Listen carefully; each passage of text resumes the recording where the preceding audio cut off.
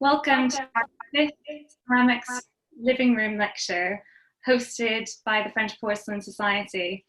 It is my pleasure to be hosting this wonderful series for many people in these troubling times.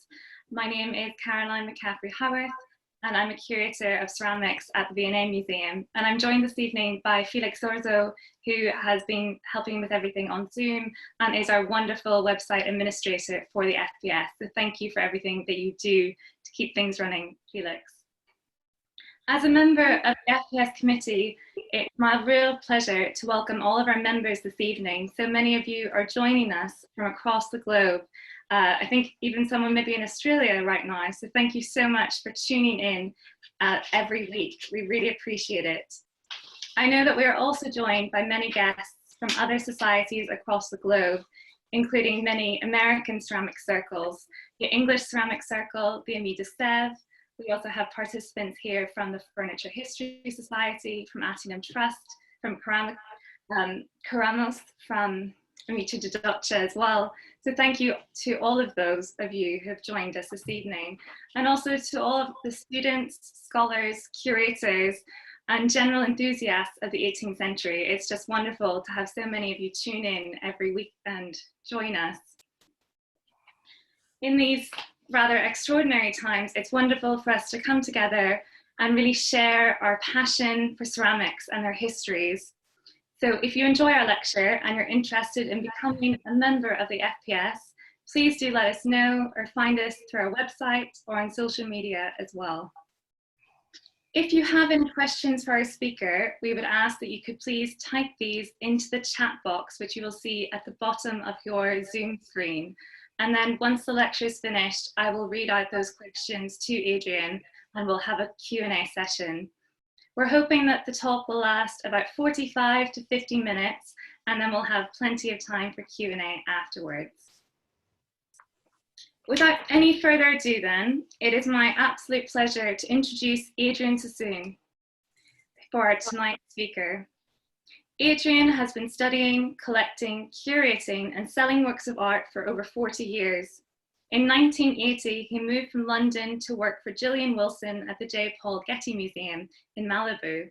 And of course, in 1992, he produced one of the most fabulous catalogues of Vincennes and Sèvres porcelain that I'm sure many of you will be familiar with. Adrian is now an independent dealer in 18th century French porcelain and London's leading dealer in contemporary works of art. And tonight we are so delighted to welcome him to speak on the formation of the J. Paul Getty Museum in relation to the late Gillian Wilson, who he worked so directly with in the 1980s. So welcome, Adrian. Thanks to all of you for joining us. And I think we will be able to start the lecture now. Thank you so much. What do I do? Sharing the screen. There. Perfect. So, thank you very much for your nice introduction. What a few people know, I think you can hear me, and I hope you let me know if you can't. But thank you, Caroline, for introducing me. And will you nod, Caroline? Can you hear me? Oh, good. Thank you. It's reassuring. I'm sitting here, miles of civilization, riddled with hay fever and total nerves. But I want to talk to you about Gillian Wilson. She was a rather amazing woman who died last year. And if you ever met her, you remember her. And if you met her, you might well, for a long time, know about what she did and want to know. She was born in England, but her working life mainly in America. And from the day, though, in London, she started in 1964, briefly working in textiles, and then moved to the furniture department. She thought there were better looking men in the furniture department. So she moved there, but she actually was dead serious about her French furniture. They gave her the role to look at the collection of 17th, 18th century French works of art. Particularly, she took naturally to the work of André Chalboul, metal marquetried furniture, and made quite a specialization of that. And in 1970, had this amazing chance to go and have a one-year fellowship at the Metropolitan Museum of Art in New York, studying gilt. It was a big thing, that grant, in New York then. In a year, in 1971, she was actually appointed as the first ever curator of decorative arts at the J. Paul Getty Museum, which was in Malibu, California. So suddenly there she was. But the museum itself wasn't then what it became. She worked there for 30 years. She retired in 2003. And one of the big things about her retirement was she was able to produce her magnum opus that was the biggest passion and focus of life, catalogue of the French Baroque furniture at the Getty Museum, which was published in 2008. And that was very important because it was in the following years that she suffered a stroke at home, and she was incredibly brave and lived with the help of some incredible local friends. And I see one of them, and I'm naming you, Catherine. I see you're watching this evening. People like you got her through these last years of her life, and she died at home last year. Friends there with her. Her great achievement is forming this collection of all sorts of French 18th century art at the Getty Museum. And it's a collection not only of amazing quality and scale, but also there is no other museum in the world which has as fine a collection, unless it started as a royal collection or a noble collection or a princely collection, or it's been a thing that's been there for 100, 150 years, and many different collectors have come in and pieces have been acquired. This is 25 years of work, basic, and a little more, as I'll show you, of Getty's collection. And no other museum in decorative arts has reached the level of quality scale, entirely thanks to Gillian and the fact that Mr. Getty and the trustees saw it and did what he wanted. There's a picture of Mr. Getty. Gillian knew him, and that's an important part of the story. And the images here draw your attention to the one on the left, which shows Getty Ranch House in Malibu. So Mr. Getty bought a ranch in Malibu, just out of Los Angeles, just on the Pacific coast. For those of you who haven't been there, literally you drive on the coast. On the left, you have people surfing. On the right, there are some roads, and there's a valley, and you've got this valley, which when he bought it, had lemon groves and avocado groves and lots of other land, and a house which he expanded over the years. And in 1954, he opened a museum, and he built those rather blander facades on to the extensions of the early 1950s, which were the museum rooms originally.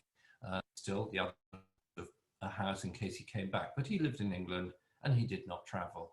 So by the 50s, pieces that he had bought on pleasure started being given to the museum, and they had to sort of have someone there to maybe open it to the public. There were hardly any, apparently, and there are accounts of this that are really very funny. And in the photograph where you see 4 people, on the left is Burton Fredrickson, the original curator of paintings at the museum. He's now retired, but still alive. And here we are, 1983. He actually, UCLA art history major student, he became a sort of superintendent curator at the museum, who sparked off a lot of the hiring of the staff, along with Stephen Garrett, the man to right, wearing a tie, who was an Englishman, architect by training and by profession, and he had worked for Getty Place, south of London in Surrey. Mr. Getty was fond of him, and when Mr. Getty decided in the late 1960s, definitely had to build a bigger building for his museum. Stephen was the liaison between Mr. Getty in England not traveling and vast constructions being planned and executed in California. And they are standing in that photograph on a famous balcony I'll show you in a moment, and throughout the evening, standing just before it opened. That image, it's dated 1973 by the museum. And there you have Gillian, this rather unusual pose, and right, the 4th character, who is the curator, is also hired around the same time as Gillian, around 1971, when they realized that this was a museum going to expand. This is the reverse view. They were standing on that balcony up there. It's very famous to everybody, but for those who might not get it, yes, the original Getty Museum was in a ranch house, which is in fact behind those trees up the hill and is still there. And the second Getty Museum, which opened doors in January 1974, is this, a reproduction of a Roman villa from not being excavated in the grounds, under the ground, near Herculaneum in the 18th century. Full tunnels were done, lateral tunnels, and this Villa de Papyri was mapped out. And why You may ask, is an Englishman talking about this? Well, started because when I was at school, I was doing a project on a French furniture maker for my art history A-level, and there was a book I saw which was the sorry, it was Getty Museum, and in it showed some photographs of some things, including some French furniture. I was doing my project about this French furniture maker, so in my terrible handwriting, I wrote a letter saying, "Dear curator, I see you have a piece of furniture. Can you tell me more? I would love to have a photograph, please. I'm doing a project." And the story that comes up has sort of three parts to it. One was because when I say I was writing school, I happened to be at school at Eton, and Gillian, English, being quite, and she ready everyone from Eton eccentric. Good starting point with her. She liked that sort of thing. I wasn't eccentric. She thought I might be also. It was odd to get a letter from a teenager interested in French furniture. And one of Gillian's missions throughout her life was, didn't matter how old you were, didn't matter who you were, but to be interested in her field of scholarship was something that really mattered to her. Didn't matter who. Dog barking. And my brother reminded me yesterday, actually, that Gillian told her the other reason she really wanted to, because my letter, my handwriting was so awful that she thought it must be completely bad. Again, it's always this like extreme people. And in my correspondence with her, I happened to write that I wasn't going to go to university, but wanted to study up some other way. And there's this letter, which I still have, from her saying, "You will never get a job without a university degree." So guess where I got my first job? Working for her. And really, when I was 18, I ended up working for her.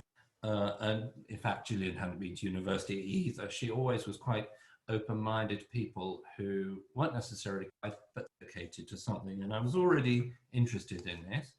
The only reason that there was a best seat for me to work in the department was that Barry Schiffman, who's also watching tonight, had just left. He'd worked for her for a while and gone to Chicago, I think it was, to his master's or doctorate. And he's now had a great career in museum curating. I stepped into his, I spent 5 years at the museum working in her department, which sounds grand, but it was only her, me, and a secretary. And I was already really keen on Vincennes and Sèvres, which Gillian quite liked because it wasn't her favorite subject. Frankly, she was quite addicted to it in the end. And the story of the museum's 18th century ceramic collection is easily divided into 3 parts. So just like Julius Caesar divided Gaul into 3 parts, I'll show you 3 parts with Mr. from the 1930s, going shopping and buying French 18th century literature, which included some with Sèvres porcelain plus, showing you here, and also some pieces of Sèvres porcelain, and were pieces purchased by him between 1938 and Gillian's arrival in 1971. The second part is Gillian would send him things from 1971 until his death in 1976, and these are the pieces that were purchased in that period. And the third part, and this is only a part of it, is that Gillian, from Mr. Getty's death in 1976, would take objects as proposals to the trustees and purchased and purchased and purchased and purchased and purchased. And this is not even the entire collection. Some are larger, some are furniture with Sèvres porcelain plaques made specially for them. And she also purchased other pieces of ceramic from other 18th century French porcelain factories from Chantilly, Saint-Cloud, Menacé, Nîmes. She also purchased ceramics from Meissen. This is a selection of the Meissen collection, which was the focus of the department's work, other porcelains as well. So I'll show you talking for a moment for 1 minute. In January 2010, the museum recorded a fashion, actually where these things happened. And you have there in a white suit, Stephen Garrett, the first director of the museum, formerly the English architect, marvelous man, long retired, and sadly he went and died also late last year. He was a good man.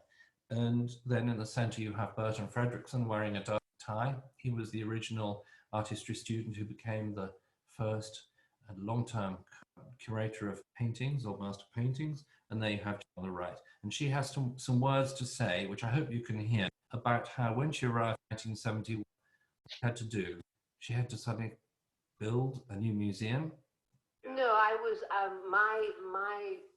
thought it was pretty weird to have galleries. First of all, I had two galleries in the museum.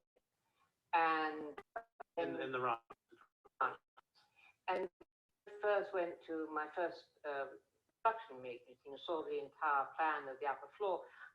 Had, I think it was 30 galleries of various sizes, from very small to very large.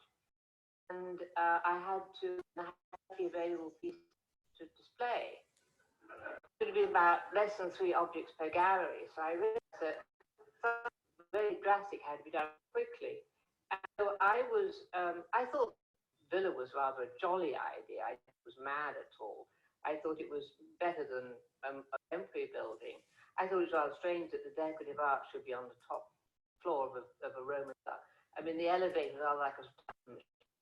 But my main interest was getting to Europe and buying like crazy. Yes.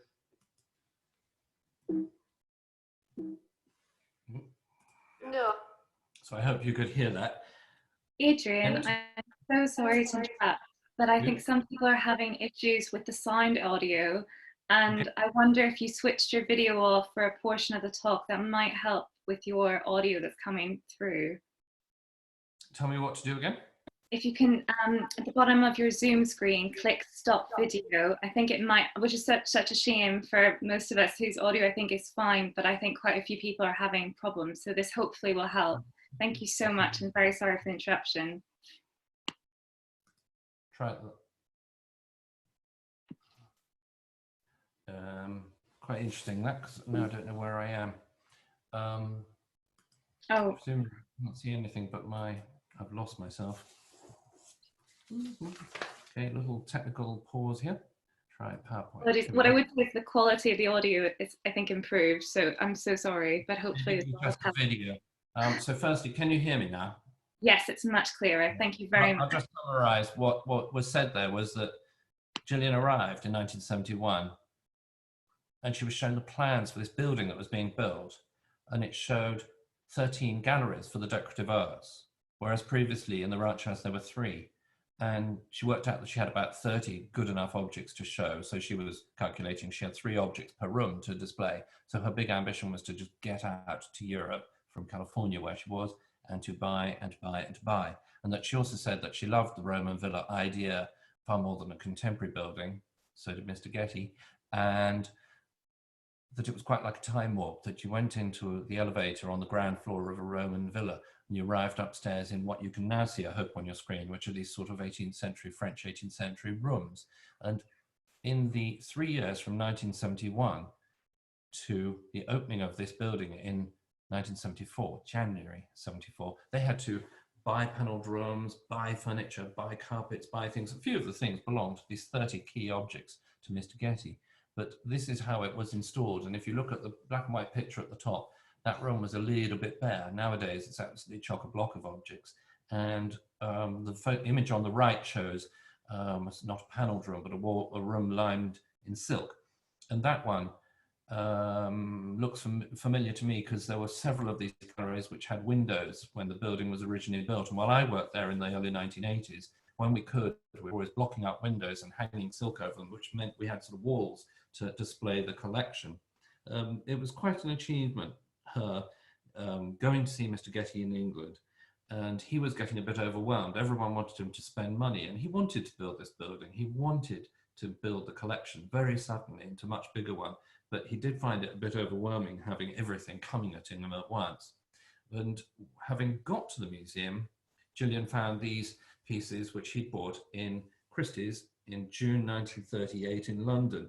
And these are key to why Mr. Getty didn't buy many pieces, because everyone looked at his 3 purchases, there's one more coming, and always said, those aren't very nice. And the problem was, these are very good pair of sculptures in unglazed porcelain, biscuit porcelain, after models by Francois Boucher, but originally they were on scrolly whirly 19th century silver gilt bases. And so any expert was like, 19th century bases. The vases on the right, a Sèvres porcelain from 1778. They're unusual. They're painted in a way where the painting is very repetitive. This put people off. They're hard paste porcelain, as opposed to soft paste, which I won't explain about now, but middle of the 20th century. Hard paste porcelain wasn't very popular, and they were also mounted on some later bases. So people said, not great. And the third piece he bought at that auction in 1938 was this covered broth bowl, an écuelle in Sèvres terms, on stand. And people all said, well, it's got a very nice mark. The mark is there. That L in the center gives us the date of 1764. The S is the painter's mark. But when you look at this decoration, top left, you see French royal arms, fleur-de-lis. Below, there's that monogram, ML. Everyone who knew about Sèvres would say, yeah, no. French royal coats of arms, no. And Gillian Wilson found this in a cupboard sometime around 1971 when she arrived in the ranch house. She did the research, and indeed, Louis XV's daughter, Madame Louise, hence the initials ML, in 1764, bought a very recognizable in the archives, a piece of this shape and size with her arms on it. It's perfectly right. So Mr. Getty was being sort of done down on his tabletop pieces of Sèvres, and it put him off. Also, Gillian always said he really didn't like anything less than 4 feet tall or 4 feet wide. He referred to anything a bit small as bric-a-brac.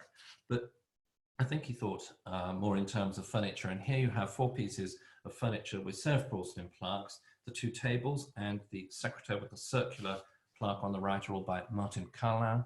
The secretaire on the left is by Adam Weisweiler. And of these are very standard, high quality pieces. Perhaps the circa 1775 Carlin secretaire is the best piece. It's very similar to one that he would have known. Mr. Getty bought this at Rosenberg and Stiebel in 1950, and it came from the Viennese Rothschilds, which he would have liked. He was very keen on a good provenance, but he also knew that there's a very similar piece with green ground porcelain in the Wallace collection in London, and he knew the museum's collections. He knew the Met's collection to a degree, but by later in his life, when he was based in England, the Wallace collection is somewhere he went to. So parallel collecting, very important. And when they started to collect for the new museum, it was very important to really go at it. And Gillian managed to, in 1975, to make a transaction with Mr. Getty where he would buy basically these 3 items, but I must just say a but. The commode at the bottom left is by Riesner, but this is a photograph of a similar one, not the actual one that they were buying, a French royal commode with a sort of Marie Antoinette Louis XV's provenance, which I've forgotten which it is, but so similar to one to that. The commode on the right is an outstanding, whizzy commode built by the Eboniste Latz with marquetry by Urban, really outstanding. And the piece of porcelain at the top is one of the iconic Sèvres ship vases, the Vaisseau à Mât. And this one, not merely pink ground, not merely pink and green, but pink, green and blue grounds with chinoiseries. So it's the one that was made for Madame de Pompadour in 1760. So those 3 pieces all came from the collection of a lady called Baronne Edouard de Rothschild. She lived in Paris. Her husband had died in 1949. She died in 1975. That's a long widowhood. And they were the stream of the family that owned Ferrières. Her son Guy had bought the Hôtel Lambert later in the story of the family. And these pieces became available and they made a transaction, but the French export license was stopped quite rightly for free. And I have to say, when you look at that ship-shaped vase, of the 10 that are known, this is the only one that is in France. So it's great that in 1975 it was stopped and it eventually became into the collection of the Louvre in Paris, which is really important. And if you're trying to form a museum collection of Sèvres porcelain, so trying to buy a ship vase is a pretty good move. And in 1975, there were 10, there still are 10 only that are known.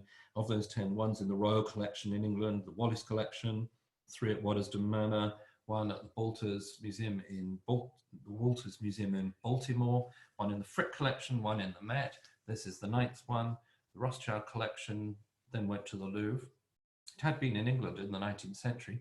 And there's 1 more. And lo and behold, they managed to buy that in 1975, the last one in private hands. This one had been bought probably in Paris in 1763 by the Earl of Coventry and had come to England. It was in the great Earl of Dudley collection in the 19th century, but by the early 20th century had been bought by JP Morgan, was in his collection, and it went to another collector but came back to the market in 1975. The Getty Museum bought it, and Mr. Getty would have known this, along with this other pair of vases, which may not have been originally with the ship-shaped vase, but had also been in JP Morgan's collection early in the 20th century. So outstanding acquisition. You can't buy one ship-shaped vase, you buy another, but we don't know of another one possibly around. And Mr. Getty liked pink ground Sèvres because he knew that the smartest, greatest collections had it. It was always very sought after by old-fashioned collectors, and still is. Fabulous to find a pink piece these days. The vase there on the right, I think you'll find, if it's right for everybody, is a cuvette main, it's called. It's a rare shape. There's only less than 20 of them known. That's not so very large in size, and there should be another one out there. If any of you are sitting with another one sort of there, please call me. This, we know, was made in 1762 as one of a pair flanking a larger vase which matched in decoration. We know that vase, that's been in our hands in recent years. And this vase was bought by Gillian in the early 70s with Mr. Getty. It's got a painting by Morin, and they used an engraving after a scene of a Teniers painting for the central scene. And I'm showing you a pair of cups and saucers on the left, which are slightly larger actually than one might expect for their shape, which were bought at auction in 1972. And these were a good purchase. Unusual for the Getty Museum to buy cups and saucers, and certainly for Mr. Getty, but they've got really, really fabulous decoration, trophies by the painter Buteau, and the lady who sold them in 1972 often used to come into the museum and see us. They belonged then to a lady called Mrs. Dean Johnson, Anne Johnson. That was her second husband. They actually lived in Bel Air, so very close to the Getty Museum, which is why she would occasionally come in. Couldn't be a nicer person. And she had originally been married to another man, her first husband called Henry Ford, and they lived in New York when they were first married. Gillian told the exaggerated story, how she'd go shopping during the day, he'd go shopping in the day, and in the evening say, guess what I've bought? And she'd be at Rosenberg and Stiebel buying French furniture and great porcelains like this. And he would go to Wildenstein and come back with a Van Gogh or Gauguin. They did make an amazing collection. And one thing that comes into the story of Sèvres porcelain and good furniture in the 20th century is the dynasties of car manufacturers who all turned variously and independently towards collecting marvelous things. And here's another great piece that Gillian bought with Mr. Getty in the early 1970s, I think again from Rosenberg and Stiebel. It's quite large, this vase, a cuvette à tombeau from the Vincennes period, great bleu celeste ground, very, very intricate gilding around the reserves, and the reserves are painted on a large scale with beautiful birds by the bird painter Armand Lenné, the highest paid bird painter at the Vincennes and Sèvres factory. He had a long career. This is a really, really fine piece. And from documents, we can tell that this piece was bought by a Danish count called Count Moltke, who was in Paris, and in 1756, he bought this from a Paris dealer called Lazare du Vau. And we're all very comfortable with the documents that prove that. But interestingly, later in the 1990s, I went with Rose Saville, who's probably watching. Hello, Rose. We went to a house called Schloss Fasanerie near Fulda in the countryside in Germany, where they have very, very good 18th century and other things, 18th century porcelain. And as we were looking around, the nice curator, I think Dr. Marshall was called, he showed us a watercolor, and he said, this explains about a lot of our collection. You see, a Prince of Hesse was living in Copenhagen in the 19th century, and he bought a collection of people called Moltke, and there's a watercolor showing his study, and in the study it showed all these pieces which were at the house, Schloss Fasanerie, that we were visiting, but it also showed absolutely, completely clearly this piece. I've no idea how it moved on to being in America in the 1970s, but it's very interesting because that piece is depicted accurately in a watercolor in the 19th century. And it makes one think, because I think you find very, very few depictions before the photographic era of pieces, of course, in some, but very few. Mr. Getty and Gillian went on buying through the neoclassical period. On the right, a pair of vases with Sèvres porcelain bodies and lids mounted by Tomia in gilt bronze, very much Mr. Getty's more taste of a sort of sculptural object to decorate a piece of furniture, whereas on the left you have a pair of large soie-bouteille decanter coolers made at the end of the 18th century, 1791, in hard-paste porcelain with a black ground, and the decoration of gilding and platinum imitating Japanese lacquer or inspired by it. And a significant thing there is that the factory had used silver to make silver-colored surfaces, but of course it tarnished. And platinum as a metal was discovered centuries earlier, but its actual ability to be used was really only mastered in the 1780s. And here we are in the 1790s. Sèvres was using this really new material. So I move on to 1976. The big changes come because in June that year, Mr. Getty died. And he, still living in England, he had always told all the staff, the directors, the trustees, that the museum was not going to get a penny more when he died. They had a very small endowment. It would have paid the running expenses of the building, but not much more. And they certainly had no idea that the museum would be the beneficiary of really massive, massive assets. And he left them with very few conditions. He had made it quite clear he wanted the museum to collect works of art and to show them to the public and to have free entry to the public. But there were very few restrictions. He didn't insist that trustees were from his family. He didn't insist on anything very specific. Of course, this vast amount of wealth being given to a charity led to endless years, decades of court cases, which involved the museum for many, many years. And through the mid-1970s, Stephen Garrett, the director of the museum, was really good at keeping the museum going. The money didn't flow very regularly. And certainly by 1976, after Mr. Getty's death, in 1977, I think there were really almost no acquisitions whatsoever. And that's quite tragic for French decorative arts, because in May 1977 was the great Sotheby's auction of Mentmore Towers, which had amazing French 18th century works of art from the Rothschild Rosebery collections. That meant that Gillian was just not in the market when things like Marie Antoinette's enormous milk pails from her dairy at Rambouillet at Mentmore were sold. The great purple potpourri pompadours, which are in the Sèvres Museum, came from Mentmore. It just didn't exist for the Getty Museum. Great shame of timing. But Gillian didn't take a red light very easily, and these were bought in 1978, when apparently there was still no money. But this is a pair of Sèvres vases made in 1760 for Madame de Pompadour, with not one, but two, but three ground colours and the chinoiserie decoration. These are flanking vases, which were originally set with that ship-shaped vase, which is now in the Louvre, that the Getty Museum had not been able to buy in 1975. And these were bought in 1978, bought privately, for what would have been an outstandingly high amount of money, way making a record for a piece of European porcelain, long eclipsed. But at that stage, considering the museum had no money and they were telling the curators, you can have nothing, it was a great achievement to get these.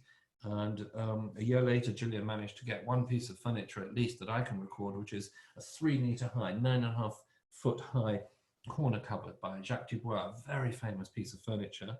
And again, during a period where there was no money officially, Gillian managed to get the trustees to back her, and that was bought for a world record price for a piece of furniture. This piece of 1781 is a very lavish Sèvres porcelain cup and saucer with a brown ground and jewelling. I won't go into all the complexities of jewelling, but it's one of the most sumptuous applications of decoration on Sèvres porcelain in the 18th century. And this was Gillian sort of tiptoe back into the water in 1981. Things were settled so that there was a little bit of money available despite her spending before. And so she opened her filing cabinet, which was called the Greedy Pile. And inside she had details of pieces which she called Getty pieces. To Gillian, a piece that was formidable in its quality, just better than average, was a Getty piece, a piece that she wanted. And this was bought early on from Armin Allen, who I think is watching, hello. And Gillian and I fell into a bit of a trap over this one because the documents of the Sèvres factory are amazing, and there's definitely something of this size, this shape, that was painted by the artist whose marks are found underneath it.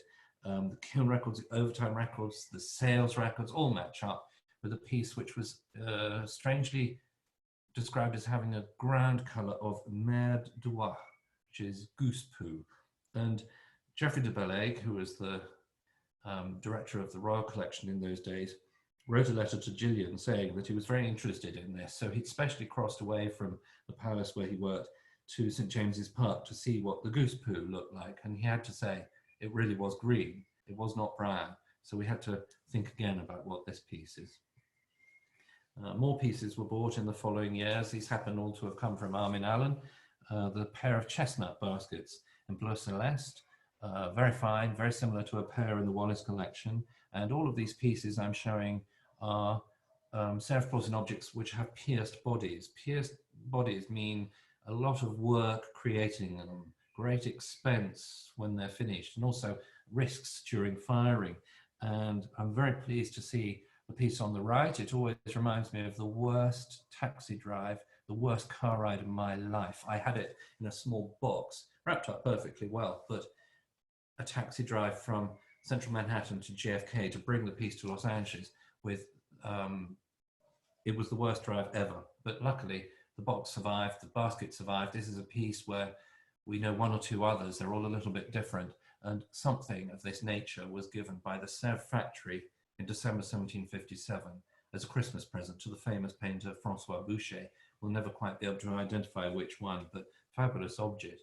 And we were buying these objects as they came to the market. I would ask, but I'm not going to hear any answers, if you know where you were on the 12th of June 1984, and one or two of you watching were in the same room as me. We were in London at Sotheby's when these pieces were being sold. It was an amazing auction, not entirely of one collection, but basically two. And on the left, you have the watering can that we bought. It's really quite a large piece that works. Water comes out of the rose. And that was lot 172 in the auction. And we got that for the museum. It came from the great Gifford Scott collection, extraordinary collection, also extraordinary for its Isnik pottery. And then on the right was lot 213, the best of three ewers and basins of this very rare shape based on sort of lily forms, dating from 1758, pink ground. There were three of them. They all belonged to a wonderful man called Will Robinson, who in those years lived at Merryworth Castle in Kent, an outstanding Palladian house built by Colin Campbell. And we were very lucky to get these two, but everyone always thought, oh, the Getty Museum, there's no way of controlling you when you want something. But in fact, we should have had three. The Christina Nelson, who, funnily enough, worked at the Nelson Atkins Museum, I don't know if you're watching today, she outbid us on lot 165, which was very infuriating, but these things happen. That's a fabulous Vincennes tankard with its lid, amazing gilding, really high quality object. I'll show you another piece that we weren't allowed to buy. It's not the best of photographs, but thank you to, you know who you are, who sent it to me. Turquoise ground colored vase grec a feston, which I found with a dealer, Nicolier, in Paris. It had been there for decades and decades, but when we tried to buy it for the Getty Museum in the early 80s, the French export system said no and decided to keep it in France, and it was bought by the Musée de Saumur, as you can see. And I just include that to show how we didn't get everything that was in the greedy part, but we did get this one. This is a jewel-like secretaire with porcelain panels, Sèvres porcelain panels, which have the date letters for 1776 and 1777, the cabinetry by Martin Kohler. And this had been in the same collection as the ship-shaped vase and the two commodes. It was in the collection of Baron Edouard de Rothschild, who died in 1975. It's in France. And Gillian wanted it, but it had been bought actually by somebody else, a marvelous collector, for more in a minute. And an arrangement was made where we would buy this. I think by then we're in about 1981, but there was great silence from the French museum system about its export license. So they were obviously thinking, do we let the Getty Museum export it or not? One day I'm sitting in our little office with Gillian, the phone rings. It's Monsieur Alcouf, Daniel Alcouf, on the phone, the chief curator of decorative arts at the Louvre, a remarkable man, great career he had, but making phone calls to people wasn't what you expected in 1981. It was on the phone. It was, "Dear Gillian, I'm wondering if you can help us. We would really like to buy the Castellet of Marie Antoinette, which is coming up at auction next week in Zurich. And I really need to ask if the Getty Museum would please not bid against us." So Gillian said, "I hear you. And isn't there an export license application for a piece of furniture, perhaps, that you've got on your desk?" "Yes, Gillian, it would certainly not be a problem. We're very keen to have the Castellet, and that won't be a problem at all." Thank you, Monsieur Arcouf. No, I'm glad you called, not a problem." So she puts the phone down, immediately turns around to me and said, "Well, we've got the export license, but what on earth is being sold next week in Zurich that he's been going on about?" A cruel chance occasion, and this object came across to us, followed a couple of years later by this desk, also by Martin Callan, with Sèvres porcelain plaques with the date letters for 1778. And this is the only known example of this form of desk with Sèvres porcelain plaques. There is another desk made by Martin Callan of this shape with Japanese lacquer panels in the Victorian Albert Museum. And this was sold at auction in 1971 when Mr. Getty was outbid. It was in a great auction, of which more in a moment. In 1971, Gillian had started working for Mr. Getty. They were desperate to buy good objects for the museum. They were desperate to fill that ranch house up, but somebody outbid them. And this piece in 1971 went at auction for a world record price, actually, for a piece of furniture. But the life of that collector had changed, the same man who owned the previous desk, and it came back to auction in 1983. Gillian was determined to buy it, and with the trustees' support again, mounted a robust bid and did buy it. It went again for yet another level of world record price then for a piece of furniture in 1983, and it came to us. It's an interesting piece of furniture. It's neither large nor small. And one of my best friends, who I doubt is watching right now because she's in Australia, she's been one of my best friends for the last 35 years. And if anyone says, "Where did you meet Adrian?" she always says, "Oh, he was underneath the desk at the Getty Museum, actually." And it just so happened I was underneath this piece of furniture looking for this label, which is there. It's a paper label attached underneath. Paper labels don't often survive from the 1770s. And also, as I'm going to show you in a minute, this table has traveled quite a lot. But underneath it, there it says Daguerre, Merchant, Rue Saint-Honoré, opposite the Hotel d'Aligre. And it's a shop where you can buy porcelains, bronzes, furniture, mirrors, curiosities, and other merchandise in Paris. And Daguerre was one of the great Marchand Mercier, the great dealers in works of art, who we know that on the 25th of May, 1782, was visited by Catherine the Great's son, the Tsar of Russia, Grand Duke Paul, and his wife, Maria Feodorovna. And they were shopping in Paris big time because they were building this palace, Pavlovsk, which is just outside St. Petersburg. And at the time they were building it, they had a great journey through Europe, ended up in Paris, were buying things like crazy. And that table I showed you went to Pavlovsk. It was its first home. It was in the Maria Feodorovna's bedchamber, and it stayed there and was sold by the Soviet government in 1931 when Duveen purchased it, and in the same year sold it to Anna Thompson Dodge, another of the great Carr dynasty collectors of the 20th century. This was her great house, Grosse Pointe. Grosse Pointe is a suburb of Michigan, sorry, the house is called Bois Doré. So finished in 1934, sadly demolished after her lifetime. And when she died, she gave the contents of one of the rooms to the Detroit Institute of Arts. Alan's watching us today. Amazing objects. Duveen put together a truly phenomenal collection, which came to auction, except for those she'd given to the Detroit Institute of Art. All of it came to auction in 1971. It was one of the key moments for Mr. Getty and for Gillian to be buying to fill up this new Roman Villa Museum. And I'm sorry, distraction there. So the great table went there, and it was bought in 1971 for a man who'd been building this house. And one of the funny things about 18th century furniture studies is you do come across people who say, "Oh yes, I'm building a Petit Trianon." They always build it bigger than the original Petit Trianon. This has a touch of the White House thrown in. This was being built in the 1970s by a remarkable collector, and I'd be amazed if more than 2 or 3 of you know where this is, but I'll show you. It's in downtown Tehran, and it was built by a great industrialist called Habib Sabet, who also lived in Paris. And he was buying phenomenal quality objects and furniture and to make this palatial house in Tehran. Originally, the gardens went much further back, and since 1979, the Iranian Revolution, things changed greatly. And that was why I think I mentioned earlier that the owner of the two pieces of furniture found his life had changed after 1979. Was the Iranian Revolution changed everything for somebody like him. So in 1983, the piece came to a Roman villa, and strangely enough, in 1997, it moved to a Richard Meyer built museum.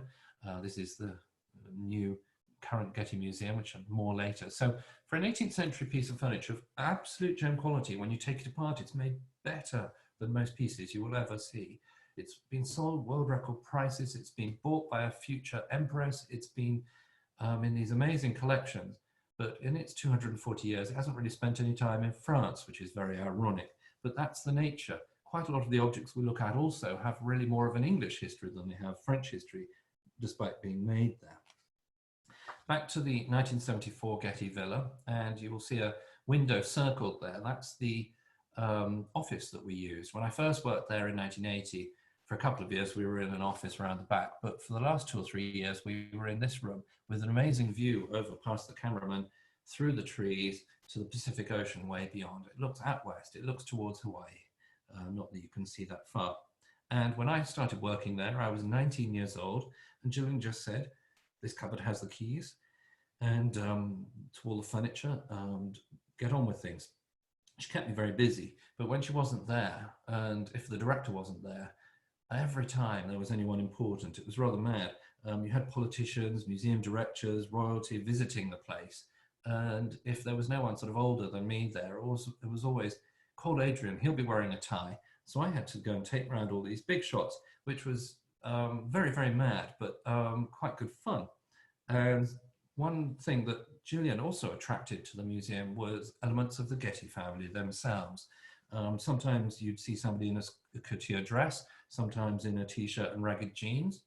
One time, one of them came through and lived for a long time afterwards. He came through on a hospital trolley surrounded by machinery and nurses, but still came to see the family museum. And they all came to see Gillian because she was sort of a bit naughty, and she could go and have a cigarette with them all in the gardens and talk to them. And she talked to them the same way she talked to anyone else. She knew their grandfather, the father. She didn't have to ask nosy questions about him. And it was more often that they were asking her about old Mr. Getty, which was quite unusual. Here's a photograph of me taken in the early 1980s. This is from our late mother's photograph album, and shows me in the office. There I am, wearing a tie, wearing a jumper. I think I'm actually there wearing corduroy trousers. Whilst we drove to work along the beach, passing the surfers, and the sun might be shining, the inside of the museum was freezing cold. You had to dress for the winter when you worked there. And this was our office. That black thing on the small table in front of me is something a lot of you younger people won't be familiar with, something called a typewriter.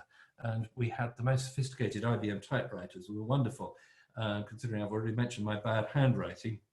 And Gillian put me to work immediately. On the first day I was there, she said, oh, are you busy, or can you come for lunch with me? Of course I'm not doing anything. Yes, oh good, because Francis Watson's here.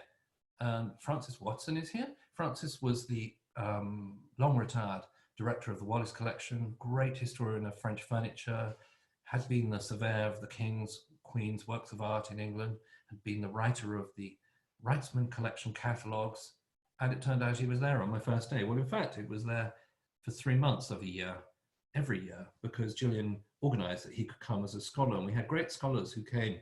Colin Bailey, who's now director of the Morgan Library, and Martin Chapman were both fellows for 1 year when I was there.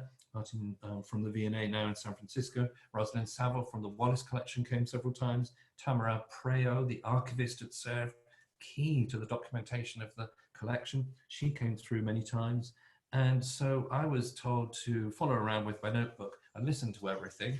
And then afterwards, I had to sit at the typewriter and type up these sheets, which was the way Gillian can do it. I don't know whether you can see, but Gillian would always make one type a sheet of paper with the details of the object, the date, who'd been there and what they'd said. And then you literally would sit there with a scissors going like this for the next day and taking the little sheets of paper and putting them in the right file, because there was nothing computerized in these days. It was all drop-in files. So then, if one of them came back a year or two later, I had to go round, I had to have the right keys, and also, thank you, Martin, I'm getting unusual messages there. Stephen Garrett also did my parents' kitchen when I was a child, and I mustn't look. So that threw me. We take these notes, and I'd be following all these people around, and if somebody had been there the year before, they're looking at something, they're saying, oh yes, that's got the same mark that the piece in the Wallace collection. I'd be in the background going, yeah, that's what you said last time. And then of course some people came around and said, well, Gillian, this chemical that has made this color to create this ground color, this was used at Sèvres from 1777 and not before. Last time you said it was 1767. And it went on like this. It was quite fun. But this was Gillian's way of doing things.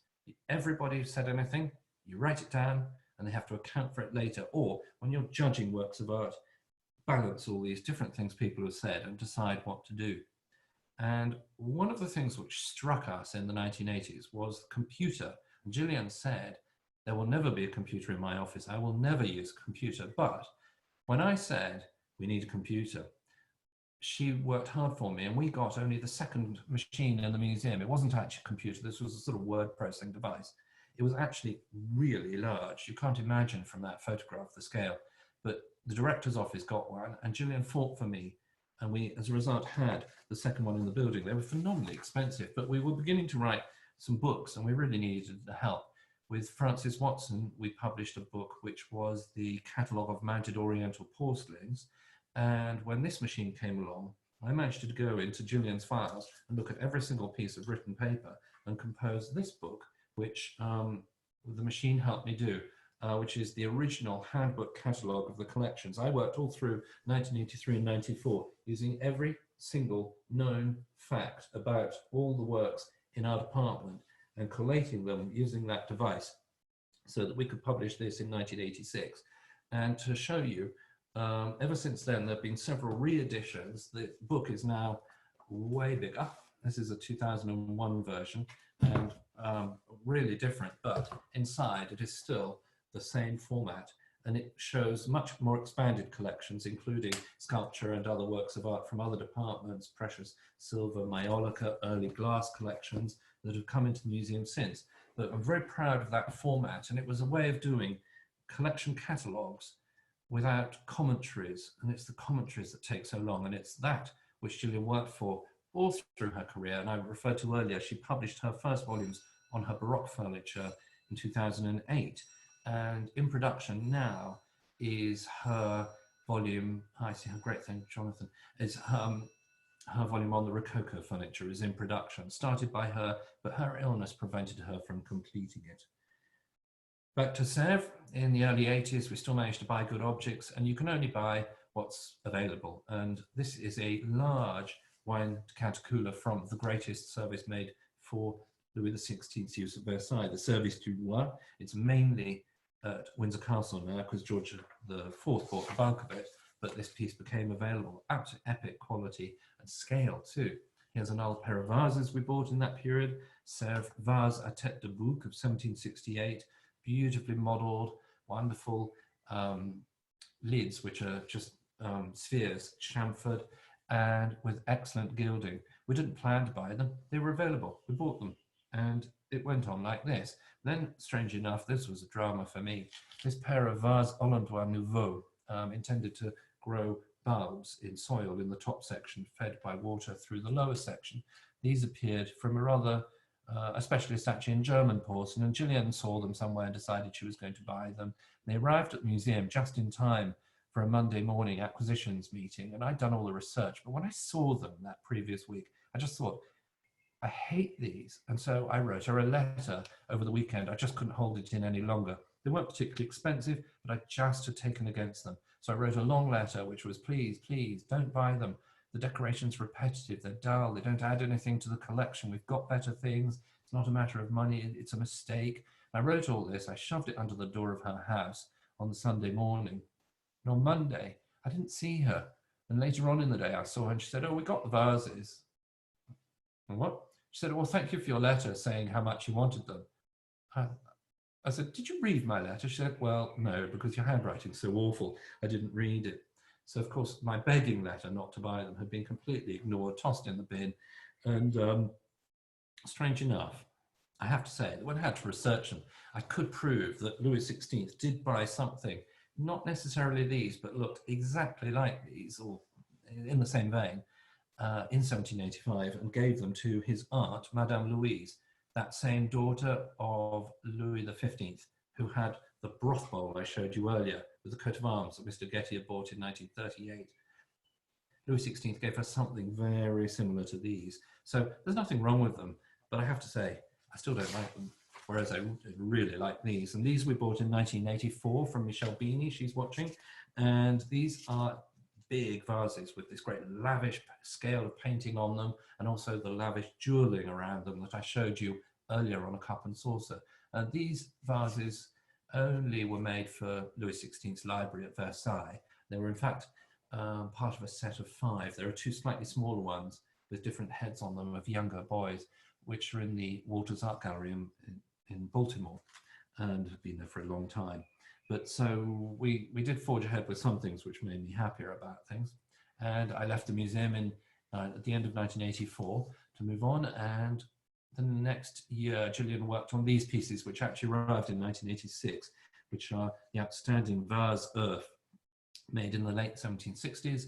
And with marvelous gilt bronze bases, they're just outstanding, unexpected pieces.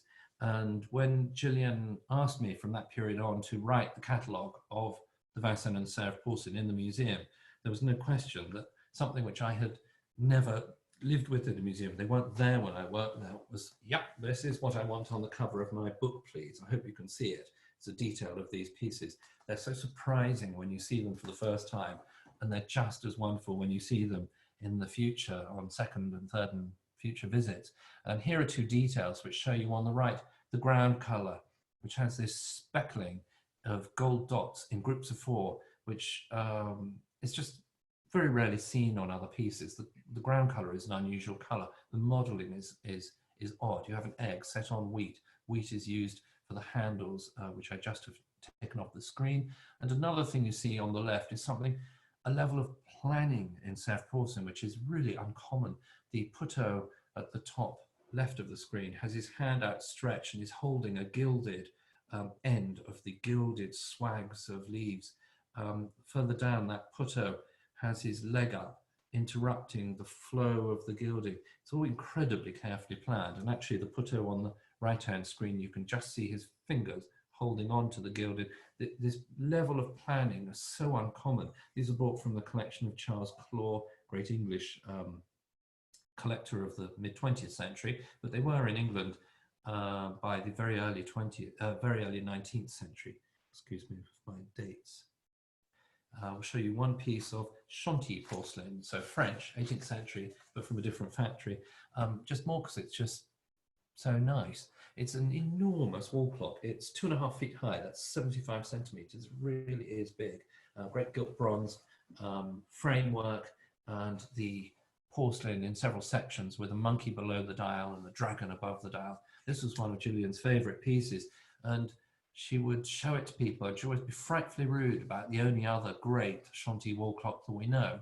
But I will remind you all that whilst she was rude about the other one, she actually for years wanted to buy it until she found this bigger one, and she wasn't allowed to buy the other one. But here we are, it's in the Metropolitan Museum, and it's absolutely wonderful as well. Completely different subject matter, as you can see. It's considerably smaller. And Gillian always used to say, my Chantilly clock's this size, but look at the one in the Met. They found it in a shoebox, you know. And she could be terribly funny about things, but she wanted that. I would remind her if she was watching us. But one of the great things about her taking you around her galleries or talking to her was always my boule coffer, you know, the Père to the Queen's one, or my desk made for Louis XVI. She was incredibly personal about it, and yet never took that home, never took that away with her. It was at the museum, it was my collection. It didn't make her feel different when she got home. Her pride was tremendous. And an unusual thing I told you about earlier was how she was involved in building the Roman villa. Well, not many furniture curators do build buildings, but in fact she built two in her career. This is an aerial view of the Getty Center, further closer into Los Angeles, which was opened in December 1997, December 1997. And the museum forms the bulk of the right-hand side of these buildings. There's also the Conservation Institute, the Trust offices, a theatre, and the enormous library and research centre to the left. But so Gillian's footprint within these buildings on the right, I will show you now. Her second great building project. And again, as she had moved from the ranch house, 3 galleries to 13 galleries in the Roman villa, I'm not sure of the number of galleries, but these are so much larger in this building. So again, then went into a phase of buying panelled rooms, buying more furniture, working out how to fit in the collection. And this was a massive undertaking of that period. The panelled rooms from the Roman villa were moved. I showed you probably both of these earlier. And in fact, it's quite amusing. There must be something in the human psyche where she refurnished them in their new location, almost the same way as she had furnished them in the previous location. And yet the furniture is all incredibly mobile and was redisplayed by her through 1997. Other ceramics still continue to be bought. These pieces happened to both come from me. And there's an early Vincennes piece there on the left, a covered broth bowl, very fine decoration, I have to say, and it's quite a large size. And the piece on the right is a very Gillian piece. She loved extremes, and Baroque architecture does have some similarities with this period in the late 1760s of the Goût grec, the early neoclassical. She bought that. And she moved on to buy these pinnacles of mice and porcelain in 2002. These came up for auction from the Longleat sale. These are large mice and animals from the Japanese palace in Dresden. The turkey is about 2 feet high. You can see here, there it is, with Gillian standing next to it in an earlier location. It's not in that location anymore. And standing next to her is Geoffrey Weaver, who's watching tonight, who is in charge of the ceramics these days at the Getty Museum, an associate curator there, and has been there a good long time. And they're standing in front of a tapestry. The tapestries and textiles have been in the long care of a colleague who worked since I worked there, who's retiring now, Charissa Brahma-David. She's also watching, and she has moved on the study of tapestries and carpets and other textiles internationally to such a degree. It's remarkable, her career. And I haven't got a photograph of her. But these are the installations that Gillian created in 1997 of the earlier collection of Vincennes and Sèvres. And Geoffrey Weaver is now moving these. The move has been interrupted by the closure of the museum that is currently under for obvious reasons, but they were already reinstalling different things in these cases. And here you go. In California, when you have things in storage, everything's wrapped up and boxed because you never know if an earthquake is going to happen. In the galleries, everything's protected by unseen mounts, and they've been making mounts for these. These pieces are pieces of mine, which I'm lending the museum for 5 years only, and I've always had a passion for early Vincennes porcelain, so I've learnt some real corkers from my collection, because the museum has none of this early period. They have none in their collection, so I thought it would amuse Gillian, and it will happen in the next few months. They will go on display. They are there. This is a piece of early Vincennes porcelain which Gillian owned. It's a flower. It's like the size of a tennis ball. They're normally the size of a ping pong ball, but Gillian found this great quirky early one. It's now in my collection, which I'm really happy to have a little memento of Gillian's collecting. And I just want to end by reiterating something about Gillian. She was, for very, very many people, the face of the Getty Museum. She traveled to New York, London, Paris, and went to see people in their collections, galleries, museums.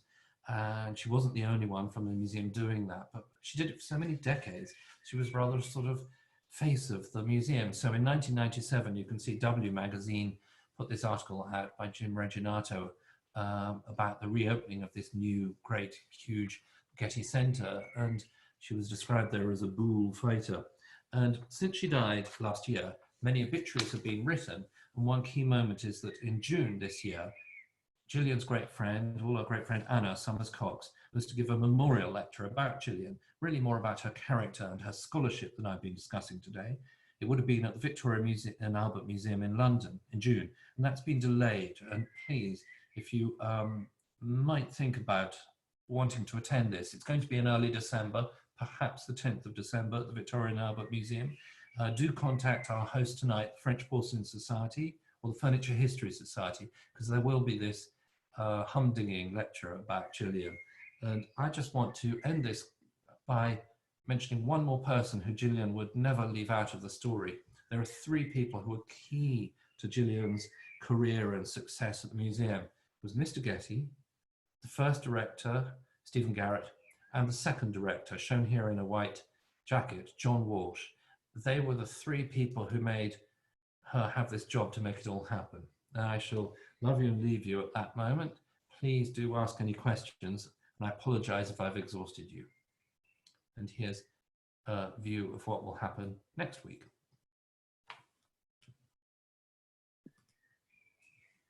Perfect, Adrian. Thank you so much. That was just a fascinating insight to the fabulous pieces that Gillian acquired for the Getty, and just her generosity, I think, and her personality has really come across. So thank you so much for sharing those fantastic stories and objects with all of us. It was phenomenal. Thank you. Hopefully the video, I think, should be fine for Q&A. Please do stay with us for questions and answers. If you would like to ask Adrian a question, you can write one down in the chat box, and then I will read that out. But for those of you that may need to rush off, just to mention that next week we're back to the usual time of 7 o'clock, and we're delighted to be welcoming Meredith Chilton, who is the former Chief Curator of the Gardner Museum in Toronto, and she will be speaking about food culture and the Age of Enlightenment through porcelain and also silver services as well. So please do think about joining us next week. But I think back to you really for questions. I'm just going to pull up some and see what we've got. We've got some fabulous comments thanking you so much. I'll try and see which one I can. We have a question from Harrison Goldman saying, thank you so much, and they would have loved to have met her. And that was very interested to know if she acquired much for her own private collection. So you mentioned the Vincennes flower there at the end. Did she have a particular collection of her own that she formed, and was it similar, or how did that work? Yes, and she lent some pieces to the museum. Can you hear me? Yes. Yeah, perfect. She lent some pieces to the museum for some years. Off-base Saint-Cloud, Chanty. She collected a great big crazy Maiolica fish, one or two bits of early Vincennes. She collected the very plastic pieces of porcelain. And when I say plastic, I mean pieces where you could see how somebody got their hands dirty making it, experimenting. She never spent fortunes on these pieces, but she bought really nice pieces from very nice dealers who, and she was scrupulous. You had to say to the museum administration, is this price acceptable? Because if not, the museum would buy it. Absolutely scrupulous about things like that. And she was really very modest and stuck to the sensible things, like buying herself a very nice house and living in it, and died at home.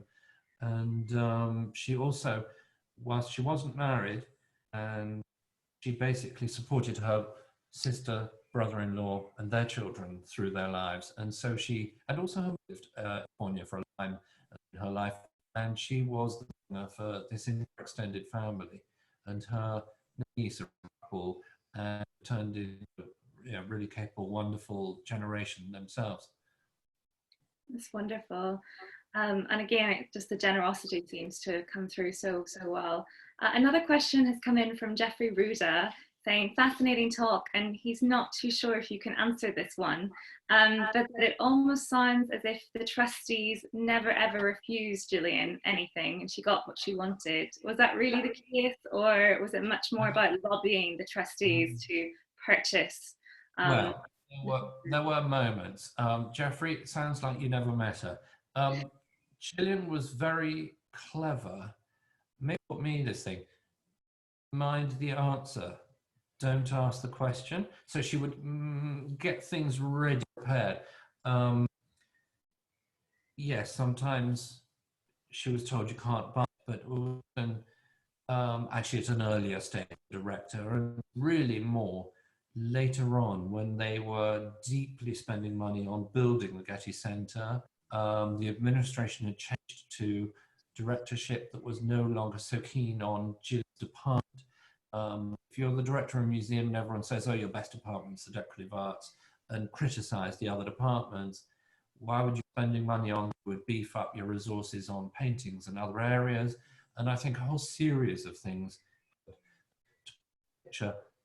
There was occasion very early on in the 1980s when money was available again, in 1982 I would expect, where we were offered a pair of outstanding turees, rare, large, fine objects, and there were a pair of vast expense, but there was also, for instance, another pair. So they were all flown out, these two pairs, to sit on the table at the trustees meeting, and Gillian said, could we buy one or the other of these pairs? And the trustees said, I'll buy both. Really was significant. So sometimes just a little bit over top in her favour. Quite like that idea of them all sat out in an array. They're two way to tell things. Over. Exactly. Thank you. A question from Elliot Sterling saying, what was your favourite piece that Gillian acquired for the Getty? Well, I have to say it probably was these egg vases, and I wasn't even there when she bought them. But when I was there, what fell into our lap that I liked most? Probably the great tape bought by Maria Feodorovna. So a piece of and curved box. Wonderful. And then a couple of questions coming through about competitions. Obviously, you mentioned the wonderful Chantilly, but the other one was at the Met. Did she have quite a lot of competition with other curators at the Huntington, at the Met as well? In America only, or also kind of across the continent then? It was very international. So in the late 1970s, the big competition for these French arts was British Railways Pension Fund, Stavros Niarchos at times, Gianni Agnelli occasionally would go for a great piece. There were one or two collectors in Paris, a marvelous man called Wendell Cherry, amazing man, Marty Alexander. They were just from the 1970s into the 90s. And then you have like Basha Johnson, a Polish Johnson man, amazing collector, fine performing. Others. In-wise, you had the Groves were buying for themselves, then went to Minneapolis. Mrs. Wright was buying things for the Met, and other characters in New York were buying things. There are some unspoken names who bought, who are afraid. They've always bought, they're still occasionally tempted, and there are sort of 50-year cycle of buying. And I will have missed out somebody sort of interesting and important. Museum-wise, Detroit always jumped in, Lido Museum jumped in, the Cincinnati Museum of Art jumped in, as well as San Francisco.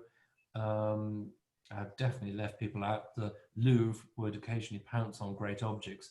And there were these other collectors that sometimes fought against Gillian at auction, and you just really wouldn't know who it was. There was also one famous time I'm not going to get into where we set a very, very high price for something at auction. It turned out we bid ourselves, but we won't go there. It wasn't our fault. Wonderful, thank you. If you have any other questions, please do write them down in the chat box. I'm just going through. Okay, we have another question coming through from Wolf Butchard, of course now at the Met.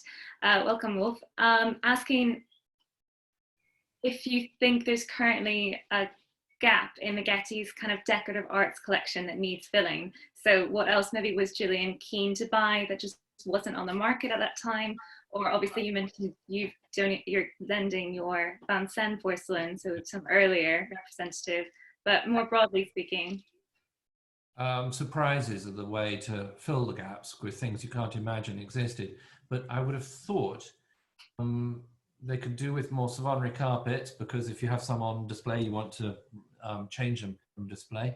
So textiles on display very long periods of time. So you can never have too many carpets and tapestries because you can return. I think through it, a piece, there will be some of different periods. I can't think of anything very, very specific, but there were definitely objects in Gillian's greedy pile, which we weren't able to buy as a matter of timing. Or Mrs. Johnson, for instance, went and pounced on the great lacquer desk, which was made for Louis XVI's, which room, can't remember which room, but in his study at Versailles, he had his great lacquer desk. It came up at auction. It came from the most bizarre on that. It later went to a great collection in New York, and later to another collection now in Paris. There are things which just will not always come our way, whoever we are as collectors. It's got nothing to do with money either. It's just a matter of timing to work at it. And there must be examples. Never have too much bronze. There are always surprises in gilt bronze. And Charissa's written in, always wanted a piece of Riesner pictorial marquetry. Good point. Good point. Thank you, Charissa, for that. There must be some other things which would definitely fit in if other museums are deaccessioning. Yeah, no, a piece of Riesner would be a beautiful piece of pictorial marquetry. Riesner would be wonderful. Thank you so much, Adrian. I just have to say there are so many wonderful comments thanking you for bringing Gillian, doing honor to her memory and bringing her personality to life for so many of us. So thank you so much on behalf of the French Porcelain Society for just such a wonderful lecture and a real highlight, I think, for many of us at the moment, having this on a Saturday evening. So thank you so much. And thank you to all of you for tuning in. As always, I think we had over 340 people or so when we locked it. So it's absolutely wonderful to be able to share this with so many of you. So thank you all very much. And we do hope you'll be able to join us again next week when we have our wonderful lecture from Mary's Chilton. But until then, thank you, Adrian, for a fantastic lecture and for really bringing the story of Gillian and the wonderful collection at the Getty to life. Thank you, everyone, for attending, and stay safe, and we'll see you all next week. Thank you again.